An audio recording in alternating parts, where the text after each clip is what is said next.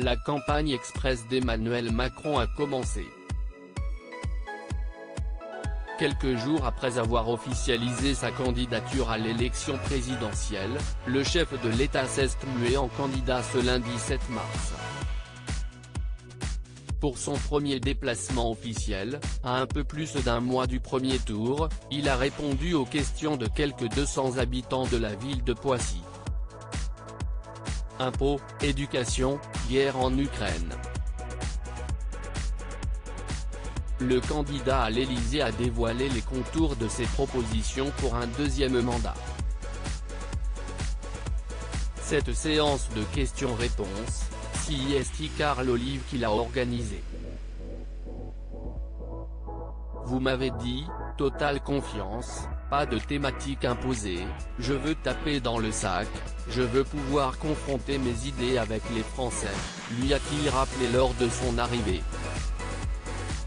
Et selon France Inter, la conversation d'Emmanuel Macron et des invités n'avait rien de spontané. Toute la soirée, Carl Olive avait en main des fiches, que France Inter a récupérées. Elles montrent que les questions étaient prévues, écrites en amont, dévoilent nos confrères. Sur les fiches, France Inter en a publié 3, on découvre la photo de l'habitant, son nom, son âge, sa profession et la question qu'il a posée à Emmanuel Macron.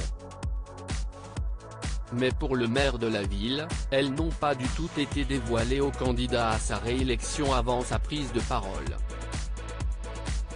Auprès de France Inter, Carl Olive justifie ses fiches par une volonté de thématiser au mieux les échanges.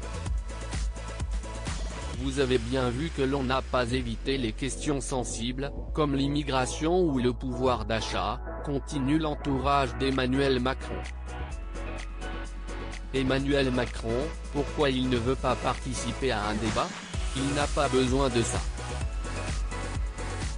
Il a prouvé pendant le grand débat qu'il n'était pas du genre à esquiver la confrontation, se défend approche du président de la République. À Poissy donc, Emmanuel Macron a été clair sur ses intentions électorales, pour lui, pas question de participer à un débat avec les 11 autres candidats et candidats à l'Élysée. Aucun président en fonction qui se représentait ne l'a fait. Je ne vois pas pourquoi je ferais différemment, a expliqué le chef de l'État lors de son premier déplacement officiel de candidat. Je ne me dérobe pas du débat. Plutôt que de faire des meetings où des gens vous applaudissent parce qu'ils sont déjà convaincus, je préfère le débat avec les Français, c'est ce que je leur dois. Loading widget.